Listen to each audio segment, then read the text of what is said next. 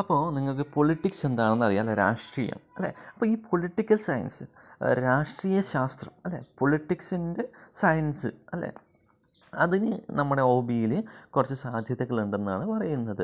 Okay, അപ്പോൾ നമ്മൾ എന്താണ് ഇവിടെ ഉദ്ദേശിക്കേണ്ടത്? അപ്പോൾ ഒരു പൊളിറ്റിക്കൽ എൻവിറോൺമെൻറ്റിൽ, അപ്പോൾ നമ്മൾ പൊളിറ്റിക്കൽ സയൻസ് എന്താണെന്ന് ഞാൻ പറയുന്നത്. അപ്പോൾ പൊളിറ്റിക്കൽ സയൻസിൽ സ്റ്റഡി തന്നെയാണ് നടക്കുന്നത്. അതായത് ഇൻഡിവിജ്വൽസിൻ്റെ ബിഹേവിയറിനെ സ്റ്റഡി ചെയ്യുന്നു, അല്ലെങ്കിൽ ഗ്രൂപ്പിൻ്റെ, ഒരു സൊസൈറ്റിനകത്തുള്ള ഗ്രൂപ്പിൻ്റെയും ഇൻഡിവിജ്വൽസിൻ്റെയും ബിഹേവിയറിനെ സ്റ്റഡി ചെയ്യുന്നു. ഓക്കെ, അതുതന്നെയാണ് പൊളിറ്റിക്കൽ സയൻസ് എന്ന് പറയുന്നത്. അപ്പോൾ എന്താ ഈ പൊളിറ്റിക്കൽ സയൻസും ഓർഗനൈസേഷൻ ബിഹേവിയർ എന്ന് പറയുന്നത്? So some kind of people expecting of become leaders and having power, അല്ലേ. ചില ആൾക്കാർക്കുള്ളൊരു ജന്മനുള്ള വാസനയാണ് ലീഡേഴ്സ് ആകുക, അധികാരം കിട്ടുക എന്നുള്ളതൊക്കെ. അപ്പോൾ ഒരു ഓർഗനൈസേഷനെ സംബന്ധിച്ചിടത്തോളം അങ്ങനെയുള്ള ആൾക്കാരും ഉണ്ടാവും. They are hardly strive for power and leadership recognition. അപ്പോൾ എന്ത് ചെയ്യുന്നു? Political science helps in the management of men in an effective and efficient manner. അപ്പോൾ പൊളിറ്റിക്കൽ സയൻസ് എന്ത് ചെയ്യുന്നു? ഇങ്ങനെയുള്ള ആൾക്കാരെ കൃത്യമായി ഐഡൻറ്റിഫൈ ചെയ്യുകയും മാനേജ് ചെയ്യുകയും ചെയ്യുന്നു, ഒരു എഫക്റ്റീവും എഫിഷ്യൻ്റ് ആയിട്ടുള്ള മാനറിൽ. സോ ഇവിടെ പൊളിറ്റിക്കൽ പെർസ്പെക്റ്റീവിൽ എന്താ ചെയ്യുന്നത്? ഇപ്പോൾ ഗവൺമെൻറ് പോളിസീസ് അല്ലെങ്കിൽ പൊളിറ്റിക്കൽ പെർസെപ്റ്റീവ്സ് എല്ലാം തറോലി അനലൈസ് ചെയ്യുകയും മോഡിഫൈയിങ് ചെയ്യുകയും ഹ്യൂമൻസിൻ്റെ ബിഹേവിയർ മാനേജ് ചെയ്യുകയൊക്കെ ചെയ്യുന്നു.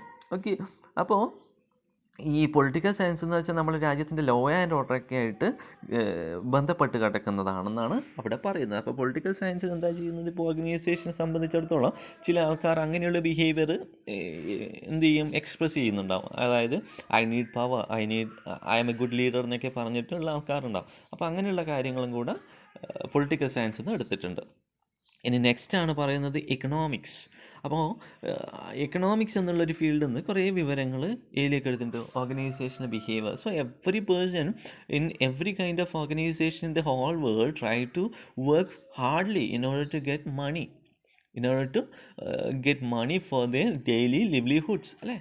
നമുക്കറിയാവുന്ന കാര്യമാണ്, ലോകത്തുള്ള എല്ലാ ആൾക്കാരും ജോലി ചെയ്യുന്നത് പണത്തിന് വേണ്ടിയിട്ടാണ്. പണം എന്തിനാണ്? അവർക്ക് ജീവിക്കാൻ വേണ്ടിയിട്ടാണ്, അല്ലേ.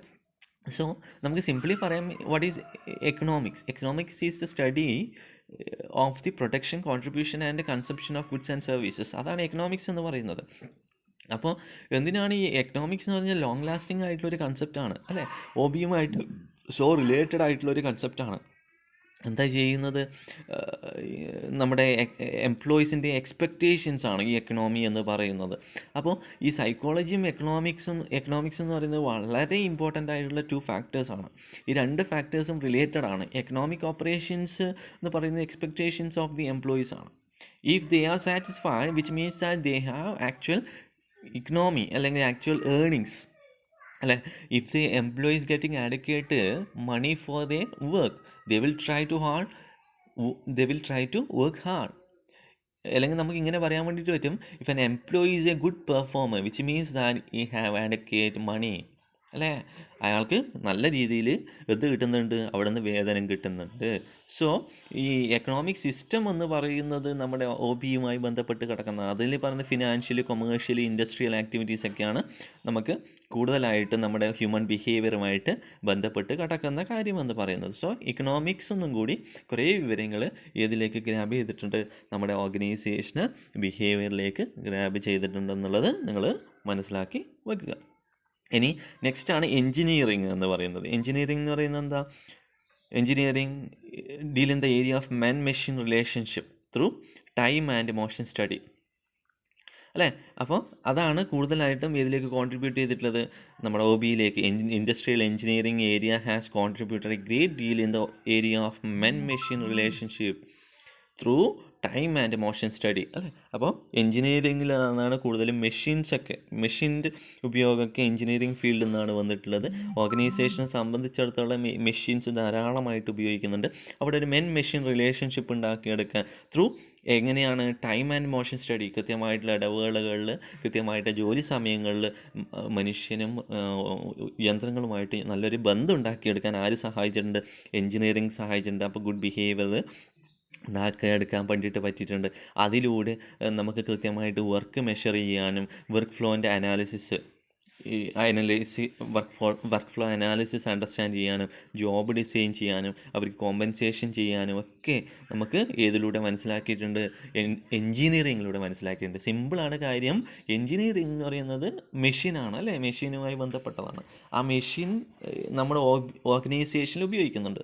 ആ മെഷീനും മനുഷ്യനും തമ്മിൽ ഇപ്പം ഒരു വളരെ എളുപ്പത്തിൽ ഉപയോഗിക്കാൻ വേണ്ടി പറ്റുന്ന യന്ത്രമാണെങ്കിൽ നമുക്ക് നല്ല സന്തോഷമായിരിക്കും അത് ഉപയോഗിക്കാൻ. കുറച്ച് കോംപ്ലിക്കേറ്റഡ് ആണെങ്കിൽ നമ്മളത് ഉപയോഗിക്കാൻ താല്പര്യപ്പെടുകയില്ല അല്ലേ.